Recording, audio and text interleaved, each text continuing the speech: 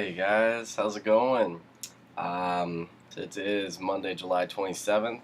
Um, got a lot to talk about today. I just got back from my vacation in Izades last night, so it was very, very good. Really good trip every year, as usual, every year. Had a lot of good time. We did a lot of cool stuff. Went fishing, tubing, swimming. I didn't golf because I can't golf, but we just had a great time. I hung out with my cousin. Is what I really love to do. Just to get away from all work and all the BS in the world, and just clear your mind out. And hung out with my cousin and stuff. And we play a lot of old like PS3 games we haven't played in years. And it was awesome. We grilled and stuff. It was great. It was fantastic. I absolutely love going up there. It's one of my favorite times of the year, actually. Um, but music. I went to the Fetus today. I got 4 records, I believe, and I got 3 in the mail, so I will be going over those as well in this one too. So, really good finds today. I found some really good stuff, like I usually do. I never find anything bad. It's like, why'd I get this? Um, let's go through these now. Let's get some music in here. This was one I got in the mail. It's really hard to find, actually. It's really hard to find this record, which is too bad because it's a great band. Space Opera. This is their self-titled record. This is great. This is a lot of cool stuff, and this is very hard to find because one of the members passed away. This was back in '72, and the member passed away, and they kind of pulled all their music. So it's really hard to find a lot of these vinyl, especially, and digital even. You can't even find that stuff around. But this is really good. I really like this because each track is really different from itself. Country Max is the first track, and then that's kind of like a Crosby, Stills, Nash and Young type feel, and then it goes into Holy River, which is completely different from that, and it's just a really good album all over. I'd really recommend Space Opera. It's really, really good stuff, definitely. Let's see. This one I didn't know anything about. Just wanted to kind of expand my mind more on stuff. David Ackles, I think, American Gothic. This is really folk rock, country rock type stuff. Really, really big Elton John, James Taylor type influence. Really cool stuff. I really enjoyed the listen. I wouldn't really recommend. It's good. It wouldn't be something I normally listen to, so it's kind of good to kind of get out of that the out of the norm, and try this. David Ackles, very good. This one, got at the Fetus today, Disturbed, Sickness, back in 2000. This is still one of my favorite records by them. Really, really good. I remember when Down with the Sickness was a huge hit and it played all the time. This is a really good find. I was really happy to actually find this guy, so that's awesome. This I got in the mail too. Funny story about this is that this was 10 years ago. This record dropped, and it was big. It was really, really big. This is 50 Cent The Massacre. This is a classic hip-hop record, guys, right here. I remember when Just a Little Bit in Candy Shopper played constantly on the radio. This was 10 years ago. I actually got the CD of this when it came out, and I got actually taken away because my mom heard it and stuff. It was pretty funny. I haven't seen that CD since. I don't know if it even is around anymore. Probably threw it away years ago. That was 10 years ago, but I know the vinyl's a lot better than the record is. Well, easily. Or the CD is anyways. Really good bass, really good lyrics, and this is a classic record from 10 years ago. This is great, guys. 50 Cent The Massacre. This is a really good one I got in the mail. I've been looking for this for a while. It's easy to find. You probably wouldn't find it in a record store, but online it's pretty easy. I just haven't really found a good copy. But this, I have to say, is just fantastic shape. Herbie Hancock Headhunters. Look at that. Looks like brand new. 180 gram vinyl. Great funk record, funk electronic. Just awesome stuff, guys. One of the funkiest albums I know, period. Headhunters by Herbie Hancock. Let's see. Let's see. This one is one that I haven't really been looking for. I've known it for a long time, but this is Marvin Gaye's "Here, My Dear." This is a really emotional album for him because he wrote this because this was in the process of him going through a divorce, and he didn't really have a lot of money to really do the settlement or something with the divorce, so he had to make this record, and it's all about him talking about how sad he is, why did this happen, you said you loved me and you left me, and just, it's a really great album, really emotional, really too. Great, there's a lot of funk, there's R&B, there's soul, it's a lot of stuff. Really great Marvin Gaye record right there. This one is one I really want to give a lot of praise to. I want to thank Derek for posting it on Facebook, showing me this record. Actually, I didn't know. I just saw the cover actually, and I thought it was really cool. So, and just by random, I found the Fetus, so I was able to find it. This is a German artist, so I'm gonna get the name really butchered. So be ready for this. It's Joel Van Drugenbroek. That's probably not even close. This is Biomecha. What the heck?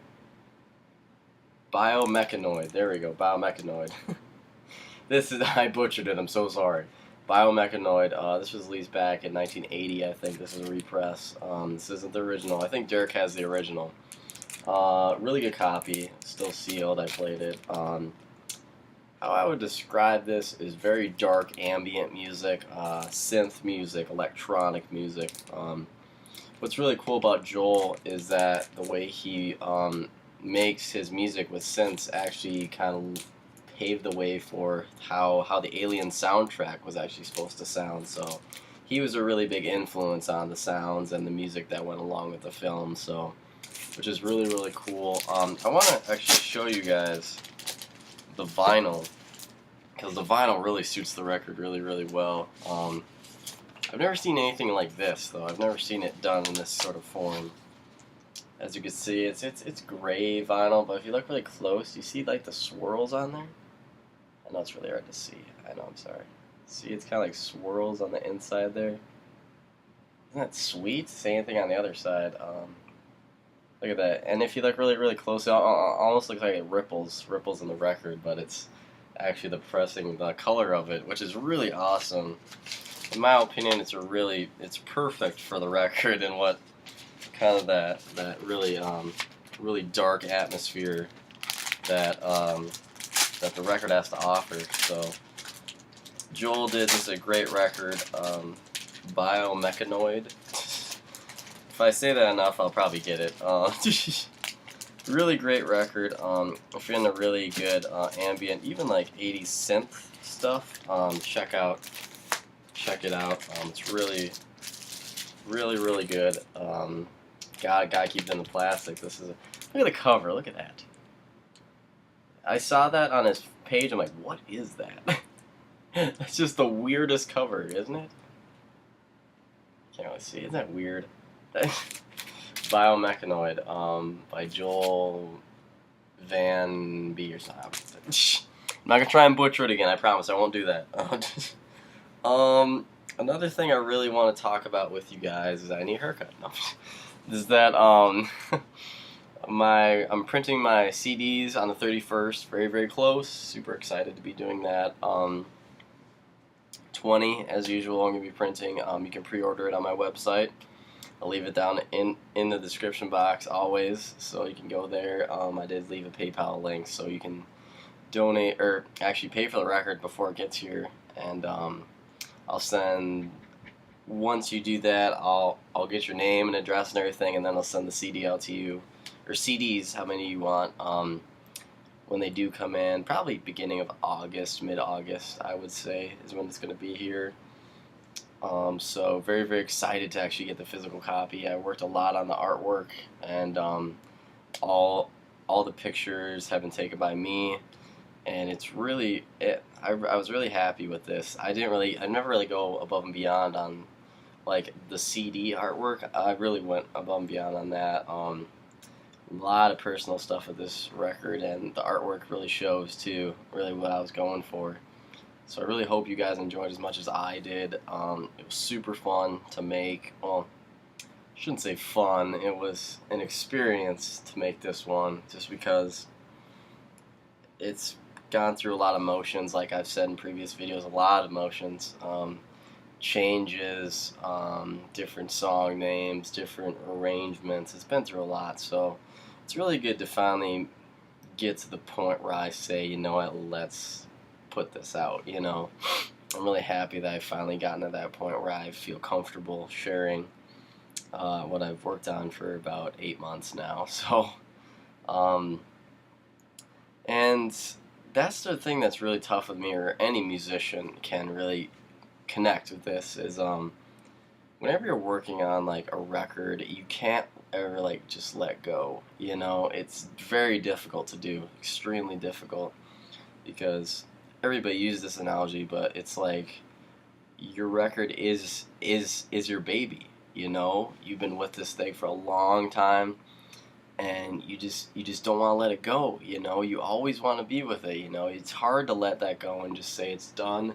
We're gonna leave it. Let's put it out. It's hard for me to do that, especially with my music. It's a lot of emotional stuff that's happened in my life, and it's really hard to let that go. Because I always like think twice, like, oh, I should have done some, or that doesn't sound right, or this should be done. It's like I can never commit to it. I can't commit, even though it could be the best it could be. I don't think it can be. That's the thing that sucks about music engineers and musicians, is that we try and get to that perfect sound and perfect mix. It's impossible. You can't. There's always something that can be changed, and it's like that's what kind of drives us crazy, because we always try and push for that, and no matter what you do, it's hard to reach that point and to make it to the point where I can listen to it and be like, nope, there's nothing I can change, and there's always something, and that's what's really tough about it. It's hard to let go of that stuff. But with 2 I've worked on for a very long time, I'm kind of at the point. It's hard to let it go. It's hard to finish it up and just say call it quits on it and just put it out. But I feel like I'm at the point now where it needs to be put out. It's been a long time since I've written anything, and this is a really personal record for me too, on a lot of reasons. But Under the Radar is still there. I've only still written 1 track, but this one's gonna be a really personal one, like I've said. It's gonna take me a really long time. It's not gonna be like the normal 3 or 4 months. It would probably take me at least a year to get it completely where I feel comfortable with it, and kind of get what I want out of it. And it's not that I don't get what I want out of my music. Of course I do, but this one I just feel like I'm at the point in my writing that this needs to be a special one. I need to take a lot of time, need to mix it really well, and just add stuff to it that's me. Add some stuff that it's still gonna be a very emotional record for me. Still going through a lot of emotions with a lot of stuff, and you'll definitely hear it in this record. Definitely, I'm really gonna be pouring a lot out on this one. So probably a year, I would say, at least, for me to get comfortable with it. You guys will like it. I know you will. It's very hard for me to write this one, and in particular, I should say, because I'm still going through a lot of stuff that I was going on the last record, and I want to pour as much of myself out on the record as I possibly can. So that's another reason why this one might take a really long time to really just sit with. But Under the Radar is going to be great. I have a feeling it's going to be great, and it's just gonna take some time. It'll get there, but it's just gonna take some time to get everything all worked out and written and just down packed. So I'll definitely let you guys know whenever I get more on Under the Radar.